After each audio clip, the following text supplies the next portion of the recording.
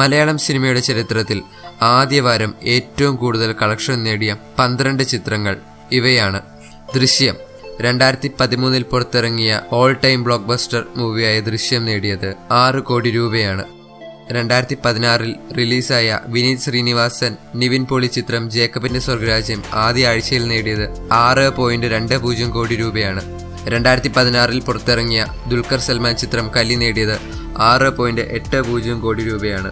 2016 പുറത്തിറങ്ങിയ ദിലീപ് ചിത്രം king layer ആദ്യ വാരം നേടിയത് 6.84 കോടി രൂപയാണ്. 2015 പുറത്തിറങ്ങിയ RS വിമൽ പൃഥ്വിരാജ് കൂട്ടുകെട്ടിൽ എത്തിയ ബ്ലോക്ക് ബസ്റ്റർ ചിത്രം ഇന്ന് നിന്റെ മൊയ്തീൻ ആദ്യ ആഴ്ചയിൽ 7.42 കോടി രൂപയാണ് നേടിയത്. 2014 റിലീസായ ബാംഗ്ലൂർ ഡേയ്സ് ആദ്യ ആഴ്ച 8.5 കോടിയാണ് വാരിക്കൂട്ടിയത്. 2015 റിലീസായ അമർ അക്ബർ അന്തോണി 8.56 കോടി രൂപയാണ് നേടിയത്. 2015 പുറത്തിറങ്ങിയ ദിലീപ് ചിത്രം 8.60 കോടി രൂപ നേടി. 2016 റിലീസായ മമ്മൂട്ടി ചിത്രം കസബ നേടിയത് 9.35 കോടി രൂപയാണ്.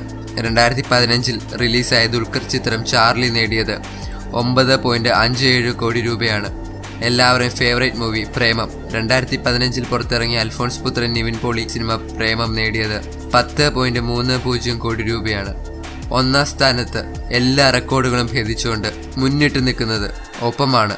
ഒപ്പത്തിന് ആദ്യ ആഴ്ച കിട്ടിയത് 12.60 കോടി രൂപയാണ്. ഒപ്പം തന്നെയാണ് ഏറ്റവും വേഗം 10 കോടി ക്ലബിൽ കയറുന്ന മലയാള സിനിമയും.